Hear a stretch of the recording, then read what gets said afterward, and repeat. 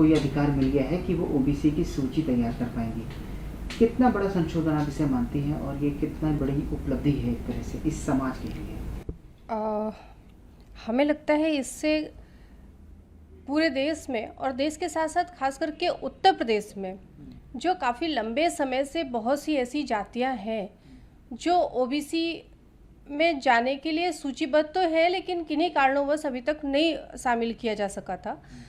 कल ये राज्यों को जो अधिकार दे दिया गया आदरणीय प्रधानमंत्री जी के द्वारा, निश्चित तौर पर उन सभी लोगों को इससे बहुत फ़ायदा होने वाला है। बहुत सी ऐसी उत्तर प्रदेश में जातियां थी जो मझधार में फंसी हुई थी कि वो एससी में है या ओबीसी में है।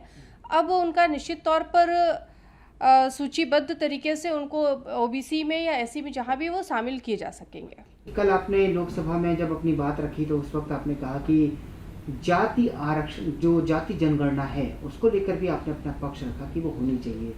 आप क्यों मानती हैं ऐसा कि वो होनी चाहिए और आपका क्या तर्क है? उसे हमारे कहने का सिर्फ इतना उद्देश्य था क्योंकि अधीर जी हमसे पहले बोल रहे थे और अधीर जी ने कहा कि उनकी सरकार ने सबको बराबर का हिस्सा दिया, तो उनका जवाब ही मैं दे रही थी कि अगर उन्होंने सबको बराबर का हिस्सा दिया तो ओबीसी कहाँ है।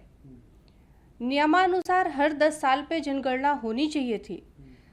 1931 के बाद जनगणना नहीं हुई और आज़ादी के बाद से सरकार अगर रही है किसी की तो वो कांग्रेस की रही है। तो अगर उन्होंने सबको बराबर से दर्जा दिया, बराबर का हिस्सा दिया, सबके साथ, किसी के साथ उन्होंने पक्षपात नहीं किया, तो उसमें ओबीसी दिखाई कहाँ दे रहा है। ये हमारा उनसे सवाल था और निश्चित तौर पर बहुत लंबे समय से ये मांग है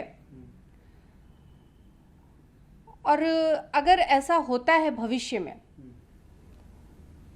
तो पिछड़े वर्ग को निश्चित तौर पर इससे बहुत फायदा होने वाला है। तो आप ये मानती हैं कि जाति होनी चाहिए? निश्चित तौर पर होनी।